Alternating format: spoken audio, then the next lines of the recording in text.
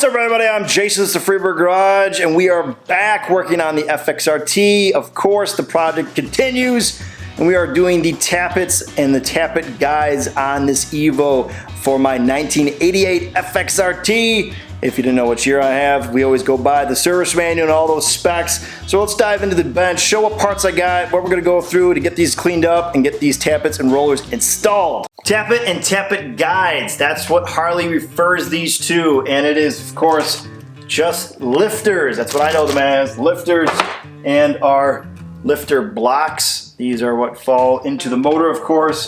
Go into more detail of those in a second here. But generally, let's talk about the installation. Is there any differences of the years? Luckily, this is an area where it should be all the same for the Evos. Most of the stuff I like to point out, the differences of all the different gens of Evos that were produced, the inside wise and all the improvements. But in this one, looks to be all the same all the way up until 99, or from 84 all the way up to 99, or 85 all the way up until 99. So, going into it, I have my original ones here. There, right there. And that is the Tappet and the Tappet roller, as told by the manual.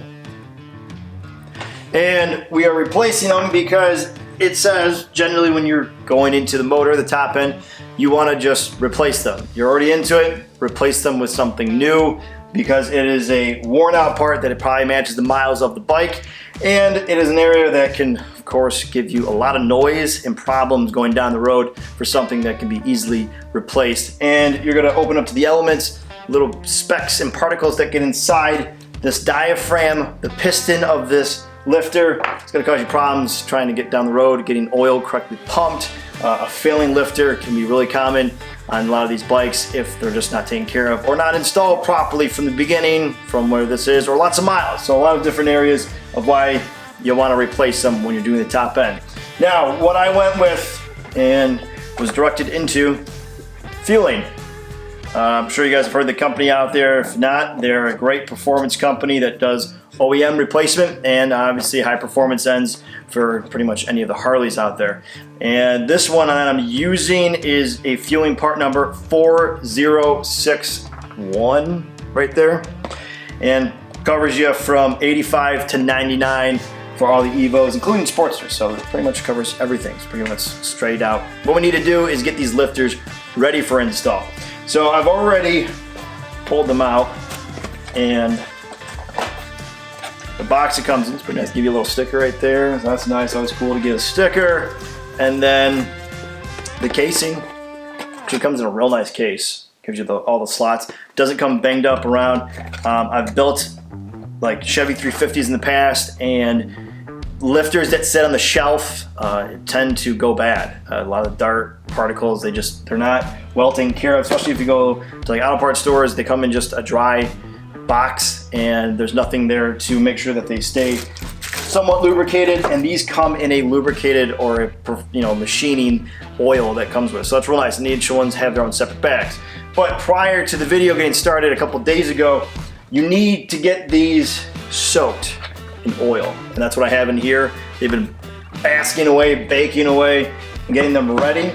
And then from there, we need to get them primed. So I got a nice little classic oil Tin Man style pump that we're just going to get these lifters nice and pumped up.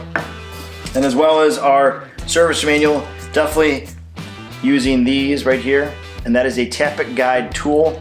That's gonna keep everything in place when we get the Tappet guide actually inside the block. Now, there's a bunch out there that make some. Jim's is a big one that a lot of use, but this one is near a quarter the price and is by MBS. I use them for the cam bearing install. Fantastic tool, and they're easily to get anywhere. So if you guys are interested, I'll put the link below to save you a couple bucks if you're doing this. And it is definitely recommended. I've asked a couple people, like, do you really need to use these extra little screws to hold the tappets in place? And everyone said, yeah, you want to use these. And so is the service manual specifically. And once again, my service manual covers us from 84 to 90. I don't know why I got to keep checking that, but yeah, 84 to 90. And this covers pretty much all Evos, like I said at the beginning there. All right, so what we're gonna do first is we're gonna pull these out. I'm gonna recorrect the camera so we can look at the lifters, and then we can start pumping them up, get them prepped, And then we need to clean the lifter blocks and get this all prettied up and nice and cleaned for install. All right, so let's dive into it. All right, I'm gonna shoot these with some brake clean, get them cleaned up, kind of loosen up some of the dirt.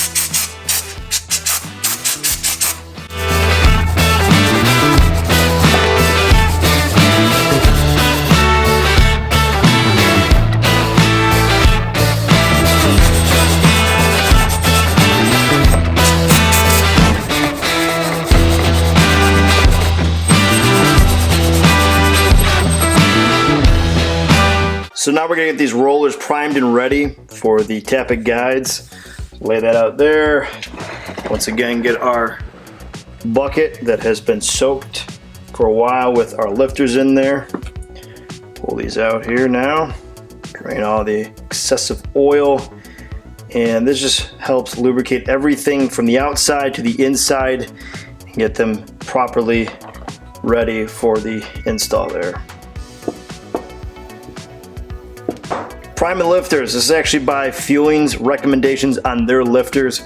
Should be the same for all, but we're gonna prime them the way that they tell us, and that's using this particular can that they want you to use. That's what we're gonna use right there. And we're gonna prime it through the hole right there until the oil comes up on top. So we're gonna go ahead and start going right at it here. Got some bubbles there. To show that.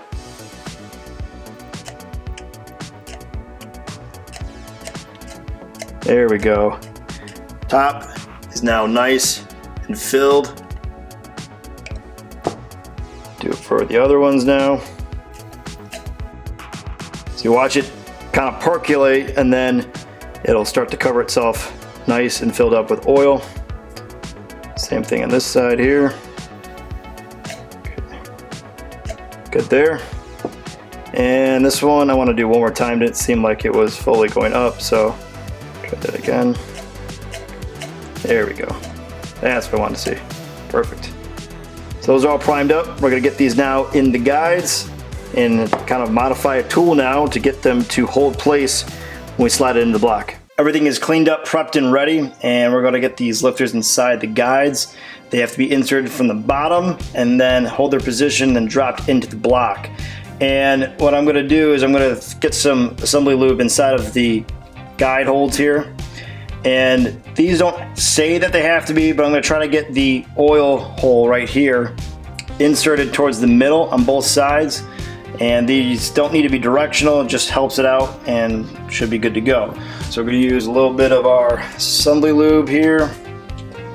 Just a dab, put it on the finger and kind of help it along. It doesn't stick metal to metal. Always want to have some kind of lubricant. These are also soaked in oil to make sure that they move pretty good.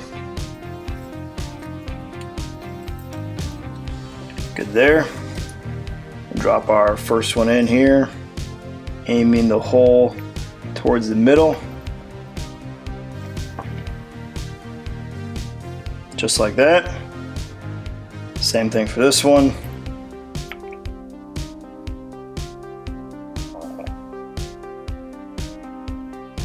And hold it in place. Yep, those both feel good. Like any dirt or anything, grime, good to set that up. Do the other one.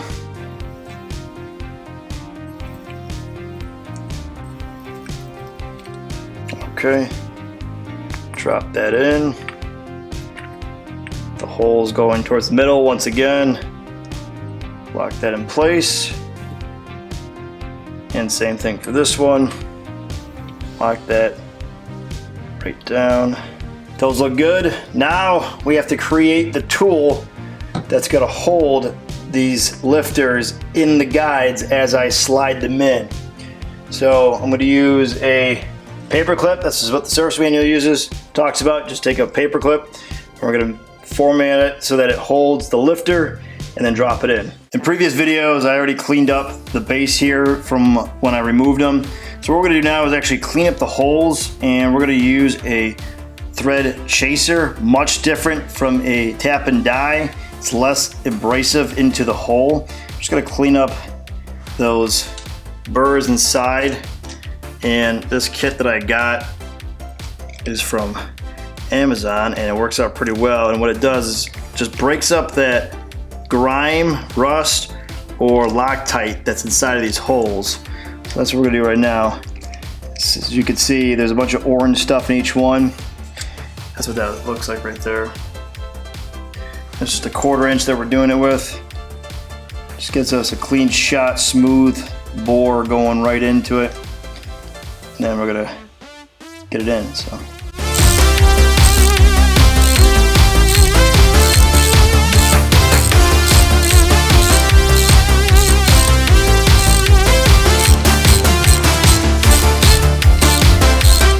All right, getting ready to put our rear side on here. Just gonna put a little extra assembly lube on the cam, just to make sure we got good lubrication on those lobes. Now, I already did that when I installed it, but just to make sure we are in the clear. Okay. All right, then we're gonna install our gasket, making sure that the oil entry right there is sized up with the gasket. We don't want to block that. So we're gonna slide that over. All right, and we're installing the rear right in there. Oil marking there. We'll hold them in there with our tool here.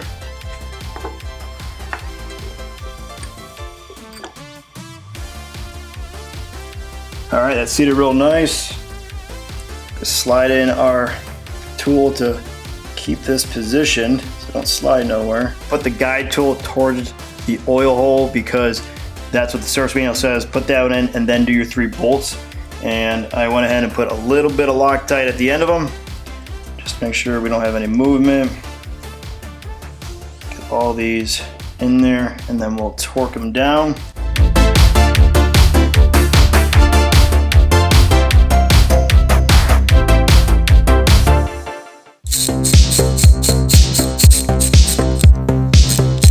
All right, and now we're gonna torque this down to 90 inch-pounds, and it goes from 90 to 120, but we're just gonna do 90 inch-pounds or 91.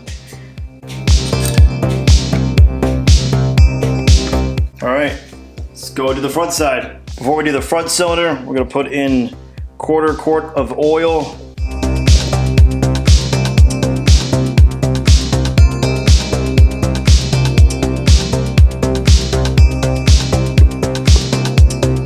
There we go. All right, we're gonna put our gasket down. Do the front now. Oil hole is nice and open with the gasket. Doing the front side there.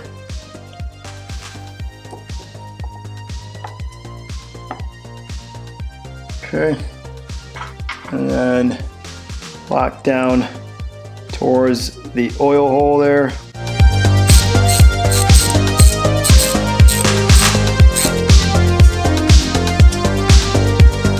There it is, the tappet and guides all put together, done by the service manual, torqued everything. Pretty stoked. Everything went generally pretty smooth. I had all the right tools, the right manuals, all the stuff prior to make sure that it went well and I didn't have any hiccups. That usually does happen. I usually have to stop, figure out what's going on, and then dive back into it. But I'm pumped. Everything came out well. And now we are on the next part, getting the jugs, the heads, the push rods, everything else assembled, so hopefully this bike starts to formulate itself back here, ready to go on the road one day. Maybe we'll get down into it. All right, guys, so that about wraps it for me in this one. I would greatly appreciate it if you could hit the subscribe button, tap that like, press that notification, leave a comment below, and tell me what you think.